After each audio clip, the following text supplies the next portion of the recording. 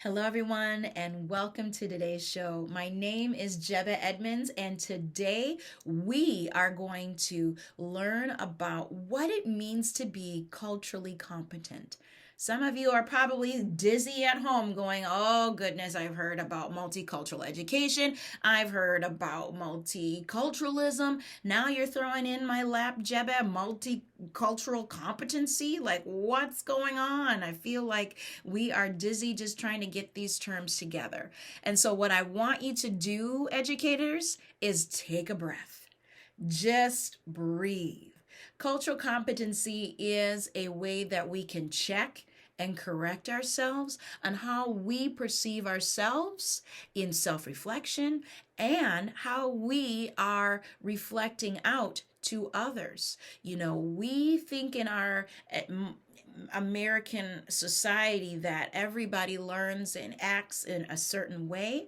But when you're coming from an international background, or if you're coming from a background that you have not grown up with, because of your life experiences doesn't mean other people haven't gone through different things as well. So, we're going to learn more about what it means to be culturally competent today and some actionable steps for you to incorporate it in your classroom. So, let's go.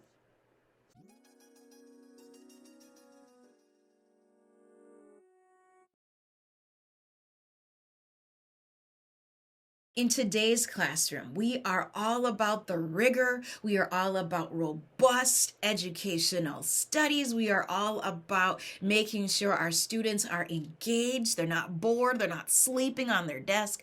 We are trying our hardest more than ever to make sure our students are learning things. But we also need to think about that cultural lens because our world is shifting in a way that we need to get on board and focus on how we can reach all of our students without being harmful. We need to reach our students without being, we need to reach our students without marginalizing them. We need to make sure that our students feel comfortable and they have a sense of belonging.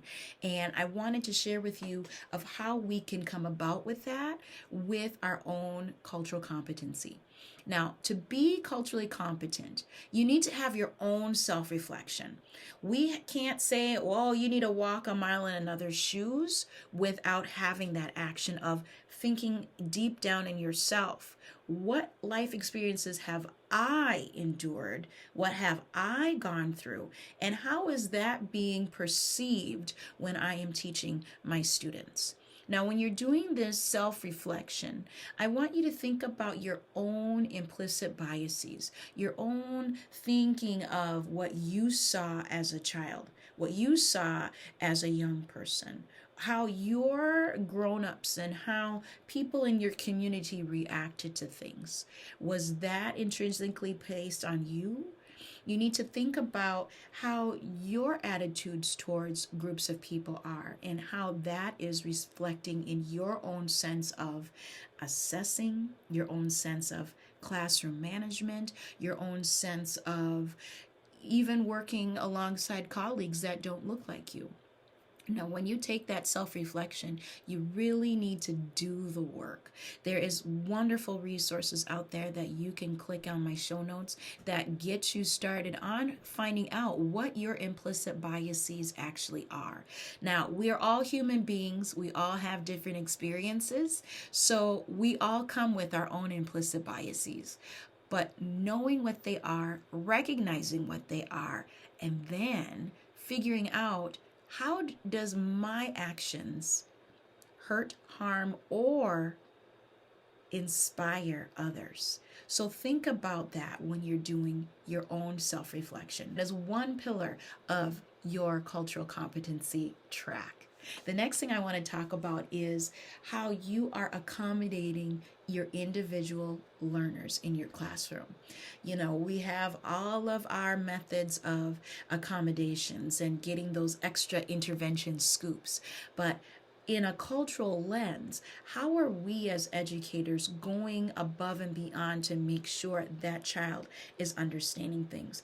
It could be them as auditory learners, it could be them as kinesthetic learners, but you also need to go in and think, how is their culture perceived in a way that they are learning? Is it more in a way that when they are learning, are they more suited and comfortable working in groups? Are they more suitable in working individually? Maybe they don't want to be the person that is in front of their classmates sharing things about themselves in front of everybody. Maybe that individual child would rather make a report or a slideshow that they send to you. So doing your own research on how particular groups share with each other is so important, instead of that assimilated way of thinking everybody is supposed to learn the same way. Respect of others is so essential. A lot of us always go, oh, we know this, Jeb. I respect my students respect me, blah, blah, blah, blah, blah. But you need to make it a point where you have it in your classroom community. Have it up. When I start the beginning of the school year, I always have our set of my job, your job. But when we talk about our collective as a we, as a whole, we need to have verbiage in that we are going to be respectful of one another. But when we are respectful of one another, you need to also prepare your students to know when we aren't respectful of each other, this is what's going to happen. It doesn't necessarily have to be a punitive action. It depends on what infraction it was. But when you do have students that aren't showing each other respect, you need to curtail that and show them that you are consistent in providing the steps to help problem solve that situation. Communication, communication, communication. It is so important, especially when you're working with different cultures. You need to be an active listener. And when I say that is, you are focused on what that person is trying to tell you. You are trying to ask questions at the appropriate time. You are also giving them that chance to voice what is affecting them. I feel like as educators, when you have your own implicit lens of what a conversation should look like, sound like, it doesn't necessarily mean that with other cultures. Some people don't make eye contact as a sign of respect. It's not saying that they're ignoring you, educators. It's just how they were taught. When they're thinking of looking someone directly in the eye, to them growing up, it's known as a threat. And so that fight or flight comes into play. So although that particular group of people may not make eye contact, does not mean they're not listening. Another example that if you are trying to be an active listener is not a lot of people have English as their primary language. So when you hear someone with a thick accent, be that active listener and try to understand what that person is trying to say. A lot of people, when I hear in the background of, well, they have such a hard accent, I can't understand them. Think about that statement. When someone has an accent, that is something that you should know, that they are multilingual, that English is not their primary language, that they are so well versed, they know multiple languages, and they're trying to conjugate and translate for you what they're trying to say, what their message is. Before you shut off your listening because you can't understand that person, please be patient and be the active listener. You know, it's okay to ask, I'm sorry, could you please repeat that again? Or I'm just trying to train my ear to understand what your message is. Those statements will be so much recognized in a respectful way to your families, because think about their perspective of coming into a new country, learning a new language, and trying to make a life for themselves. It is a very courageous act to try and translate what they're trying to say from their mother tongue, their home language, to the language that they're speaking now. So think about it in that lens of they are trying to convey a message to me, the educator, but it's going to take some time to understand what they're trying to say. And as educators, we are more patient with other people's children than our own. So this is the time that you need to step up and be patient on what that family person is trying to say.